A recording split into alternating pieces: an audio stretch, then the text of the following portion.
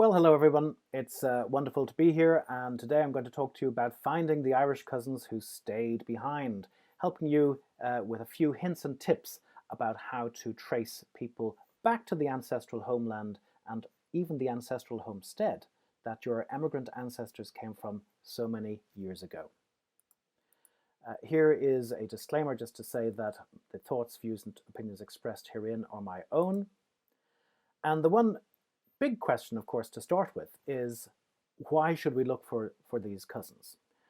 First of all, if they are living on the same land as your ancestors were so many years ago, then you have found your ancestral homestead. And that's a really wonderful event to happen in family tree research.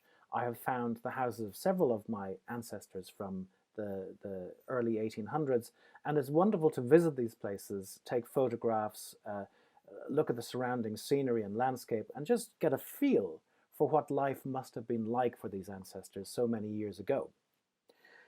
But also, if you have cousins who are still living in the same house, do they have family stories about your ancestor? Do they have letters in the attic that were written by your great-great-grandfather in the 1860s when he arrived in Kentucky? The other thing that you can use, of course, is if they're willing to, they can do a DNA test, and if they match you, then that really lends support to the veracity of your family tree. It means that you've attached the right records in the right place, and that the John Smith that you were fairly certain was your ancestor, he actually was your ancestor rather than some other John Smith from down the road. And then, of course, there's genealogical tourism. You can visit these cousins, establish a relationship with them, and hopefully, over the course of time, become firm friends. So, where to start with? Where did your ancestors come from? And for a lot of people, this is a really difficult problem, because for many people, all they know about their ancestor is they came from Ireland, but they don't know the exact place where in Ireland those ancestors came from. So this will be the first hurdle that we have to overcome when we are trying to trace back in order to trace forward. First of all, we have to trace back to the ancestor, the emigrant ancestor, and then we have to trace forward in time to see if there's any other descendants that he had that stayed behind in Ireland and did not emigrate to the New World. Now, there's various ways that you can identify the place of origin for your emigrant ancestor, and one of them is newspapers, and there's a lot of free newspapers available via the FamilySearch website. Here's an example from my own family of a Martin Gleason who died, and he was a native of Neenah. So this identifies a particular place, an exact location, where I can then go and do further research. Another very useful resource I found was the New York Immigrants Savings Bank, and in this particular example it says that the person here came from Stranorlar in Donegal, but in actual fact it's been mistranscribed. It says Stranorlan instead of Stranorlar, and this just highlights the fact that transcription errors are frequent, and you need to be aware of that. These spellings were not set in stone, and you may find various spellings for the same place. But if we are going back, if you actually do get back to Ireland in the records, you need to have a strategic approach, because not every different ancestors came from different time periods. And if your ancestor was born after 1864 and say emigrated after 1870 or thereabouts, you should be able to find them in the civil registration records. If they emigrated between, say, 1820 and 1860, then you're really going to be looking at the church records. And if they were before 1820, there's very few records that can help, maybe directories, gravestones, wills and probate, and newspapers can be particularly useful, but you may have to turn to DNA at that point in time to see if you can connect with somebody who is likely to be connected to you via that particular ancestor. But we're going to focus particularly on the Valuation Office books and Griffith's Valuation, followed by the revised or cancelled Valuation books, because they're very, very helpful. Let's go on to the next one then. Yes, so just a quick word about civil registration. It covers 1845 to 1958. And there's really just one website you need to look at, and that's the irishgenealogy.ie website. And it covers births from 1864, marriages from 1864, and non-Catholic marriages from 1845, and then deaths from 1864. But there is a time limit. So for birth, marriages, and death records, the births go up to 100 years ago, which is 1920. The marriages go up to 75 years ago, which is 1945, and the deaths go up to 50 years ago, which is 1970. But remember, about 10% of people never registered. And there is the indexes are on FamilySearch, and you'll also find some records on Roots Ireland. So if you don't find it for whatever strange reason on Irish genealogy, do check out Roots Ireland. And Roots Ireland is very useful for church records, which roughly cover 100 years between 1800 to 1900. They get very patchy beyond, if you go back before 1830. And most of Ireland is covered by these two websites, Roots Ireland and irishgenealogy.ie. The irishgenealogy.ie covers Dublin City and Cork City. So just be aware of that. And there are some parishes in Cork that are not covered by either website, and those are St Mary and St Anne, St Patrick's and Blackrock. In those cases, try the National Library of Ireland registers on Find My Past. I usually blitz my research on Roots Ireland, and I take out a monthly subscription for £26, which is about $30 or so, and that way I can keep expenses under control. Now, once you've been able to locate a place that your ancestors came from, it's not always possible to find it on the map. And in that situation, there are several resources that we can use to help us. So here, for example, is the Log Annam website, and if we put in Stranorlor into the search box and then click on Go, this will take us to this site here. And you can see that Stranorlor comes up as an electoral district in Donegal, a civil parish in Donegal, a townland in Donegal, and a town in Donegal. It's fairly certain it's somewhere in Donegal, but where does the record refer to? Is it referring to the townland, the town, the civil parish? We don't know at this point in time. The beauty of this particular website is that if you click on one of these play buttons here, it will give you the pronunciation of the name in Irish and also the pronunciation of the name in English. So that's a very useful feature on this particular website. Then we can click on various items on the left, and it tells us that the civil parish of Stranorlor is in the barony of Raphoe South and in the county of Donegal. We can click on the townland, and it tells us it's in the civil parish of Stranorlor, in the barony of Raphoe South, in the electoral district of Stranorlor, and so on. These land divisions are a little bit of a nightmare to navigate, but it's important to make a note of each one because it can be very, very helpful when you're searching on other websites. So if we go to, say, John Grenham's website and put in Stranorlor, we get just the one result. We click on the civil parish for Stranorlor, and it comes up again with a very useful map. But this time we see that the civil parish of Stranorlor is surrounded by these other numbered civil parishes, which we can see here, and we might like to explore some of the neighbouring ones. So this particular website makes it easy to do that. It also gives us the most common surnames in Stranorlor in 1857. And that can be very useful as well, because no doubt some of these names are highly likely to appear in your family tree if your ancestor came from this place, because people in Donegal especially tended to marry the neighbors. They kept themselves to themselves. So you will find that a lot of these names are likely to crop up in your family tree and among your DNA matches as well. These are some of the townlands that we see in the civil parish of Stranorlor, and if we click on 1901 and 1911, it takes us to the 1901 census and the 1911 census, so we can see who's living there. So a very useful website, John Grenham's website, and if we put in Kilmore, for example, then there are tons of places called Kilmore, and you're going to have to try and narrow it down to the county somehow, because it's going to be difficult to go through each and every one of them and see which Kilmore is my Kilmore. And of course, Kilmore in Irish means large church. And of course, there was a large church on every street corner in Ireland, and that's why there's so many Kilmores. Here are some other links that you could explore. Civil parishes, the maps for the civil parishes, the maps for the Roman Catholic parishes as well, and the poor law unions. They can be very helpful.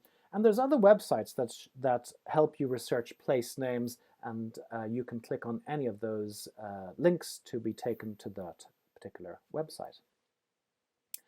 Now, once you've pinpointed the ancestral homestead, the next step is to trace forward in time. And you can do this using the usual records.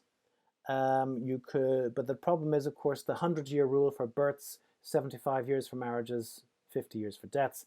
You may not be able to come right up to the present day, and that's what we want to do, to find the living cousins who are still on the land. You could try and connect with online family trees on Ancestry, MyHeritage, FamilySearch, and so on. You could try doing DNA and seeing if you match somebody that brings you back to your immigrant ancestor. But I'm going to focus on land records because these are really quite exciting, and they can bring you right up to the present day. So for example, there's lots of census substitutes in Ireland, and the ones I'm going to focus on are the Valuation office books between 1824 and 1856. These were precursors to Griffith's Valuation, or Griffith's primary valuation, as it was called, the primary indicating that it was the first of many. And then we have the cancelled or revised land valuation books thereafter, and they come all the way up to the 1970s. So first of all, let's look at the Valuation office books. And you simply have to click to search these Valuation office books. I'm searching for George Spearing. He had house, offices and land, and he was from the townland of Beabus in the parish of Drehidarsna, in the barony of Coshma, and in the county of Limerick. So again, these land valuation office books are giving you useful information about the land divisions in which your ancestors lived. And that takes us on to Griffith's Valuation, because here, and this is completely free, just like the previous website, we can put in the family name. I always include similar variants, and then we put in the name of the county, and if we know them, the barony, the union, and the parish. And that's why it's important to find out as much information about these place names and these names of the various land divisions where your emigrant ancestor came from. And this is the kind of reading and the output we get from our search. This was a search for Spearing. There's several of them there in County Antrim, one in Carlow, one in Cork. If we click on the original page, this gives us a lot of information. It tells us it was printed in 1862. So we have a date for this particular record. And it also gives us all the land divisions that are associated with Griffith's Valuation. And this is going to be important when you start looking at the valuation books, the cancelled valuation books that come up to the present day. You can also look at the original page, and there's Andrew Spearing there, house, offices and land. Now, by offices they meant cow sheds and pig pens, so they're not what we mean by offices today. These would be offices or little sheds that were on the land. But what I really like is the map view. and it has two maps. It has the old map superimposed on a modern map, and you can move the slider to go into the past, move the slider to the right to go into the present. And it's handy to actually overlap the two and leave the slider in the middle, because you can see that the site of the old fort is around the corner from Starbucks. Very, very handy, probably back in medieval times when the neighboring clan wanted to invade the fort and they were going to attack at dawn after a mocha latte. So that's the maps, and these were very useful for me to identify the house of my 3 times great grandfather, Hugh Dockery. And he lived in in a thatched cottage, but which is now a grade 2 listed building. And this was a wonderful find, and we met the lady who owned the cottage, and she gave us a wonderful tour of what was the post office, the grocery store, the pub, and then the family lived in the other part of the house. So a wonderful find, and it really helped me root myself in Kilmore, County Roscommon. Now, this brings us on to the cancelled books, because after Griffith's first valuation, the primary valuation, the valuation was repeated every several years thereafter. And it just surveyed the heads of household, but it's still very, very useful. And in order to find the right book that's relevant to your research, you need to know the land divisions relating to your emigrant ancestor: the county, the barony, the electoral district, poor law union, civil parish, and townland. It's color-coded, which is helpful. The oldest books are at the back, and you read from the back to the front. The dates are in the last column on the right-hand side, so that's going to be that side over there. And it's very useful for helping find out when particular people died and who replaced them on the land. And the land usually passed from the father to the eldest son, to the eldest son, to the eldest son. So all the other sons and the daughters would emigrate. This is what they looked like. It tells you the date and the district of Rathkeale. This is how the what the first page looks like. It tells you the Union of Rathkeale, electoral division of Drummard, and here we have the parish of Rathkeale and the various townlands. Then we have a color-coded system here, and you can see this on the actual pages, and it is a little bit of a nightmare to try and decipher, but hey, that just makes it more exciting. And what you see here is that when somebody dies, they cross them out and they replace them. So this guy Patrick Sheehan was replaced by presumably his son John, who was then crossed out and replaced by, it looks like Mrs. Mary Margaret. Maybe Sheehan was her name. And then there's a Mary Sheehan, and then there's a David Hannon. So it can be difficult, and this is why the color coding system for the dates is useful. But if you look over in the far column on the right-hand side, you will see dates frequently in the margin. So that helps you date just exactly when these changes occurred. Now, these are all available in the Valuation Office in Dublin. Some of them are being digitized at the moment, and you can see the digital versions on the computers in the Valuation Office in Dublin. Some of them are available via your local Latter-day Saints Family History Centre. Some of them are online on Northern Ireland Direct, and there's a link down there at the bottom to those. The trouble is that a lot of them are in black and white, so it's even more difficult to try and sort out the color coding. But these books will potentially take you up to the 1970s. And one of the greatest things about these books is that they refer to a map. And the maps associated with Griffith's primary valuation back in the 1850s are on Find My Past. And there's the link down there. The ones that are associated with Griffith's valuation on the Ask About Ireland website are from roughly the 1880s. So maybe 30 years after Griffith's evaluation. And then, of course, we have modern maps, courtesy of Google Maps. And what I love doing is just toggling between these maps, and you can see that the hedges, the stone walls, the roads, all of these natural boundaries that are on the landscape today were there 200 years ago, before your emigrant ancestors left for the New World. And this, to me, is very moving and very reassuring, that our ancestry is actually rooted in the landscape of Ireland, and it's simply waiting for you to discover it for yourself. Bringing us up to the present, we have the maps from the Property Registration Authority, and if you click on any of these particular ones here, these little land divisions, little plots of land, it brings you up with, you can actually get the land deeds for these properties. You can buy them for €5, which is about $7 or so. Put it in the basket, and they email it to you within minutes. And that can give you information about living people. It can give you information about who was the most recent people there, and you can then go on to other record sources that will allow you to identify where if these people are still living there.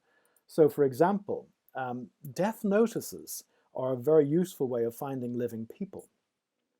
We've got RIP.ie, the Irish Times have one, and then inotices.ie, but also the phone book. I was able to, from the land deeds, get a name that I was able to look up in the phone book, and I was able to phone somebody who turned out to be my fourth cousin. And we had a lovely 20-minute chat on the phone, and I'll be seeing him next time I go down to Tipperary. And then, of course, everybody's on Facebook these days, so that's another very useful way of finding some of these people that you have found through these land deeds, and you may even find that some of them are in your DNA matches. So the last thing that you can do, and this is really exciting, is you can take the little yellow man on Google, you can drop him on the road, and you can drive or walk to the very, very place where your ancestors used to live 200 years ago, and look out over the fields and the landscape that they would have seen as they ushered the children out in the morning to school, or as they got ready to go to church on a Sunday in the Pony and Trap.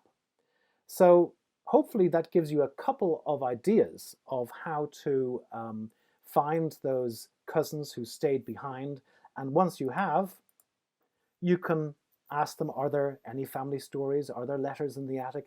Would they be willing to do a DNA test? And do you mind if we come and visit you for 3 weeks during the summer? So best of luck with your research. It's been a pleasure talking to you. Take care.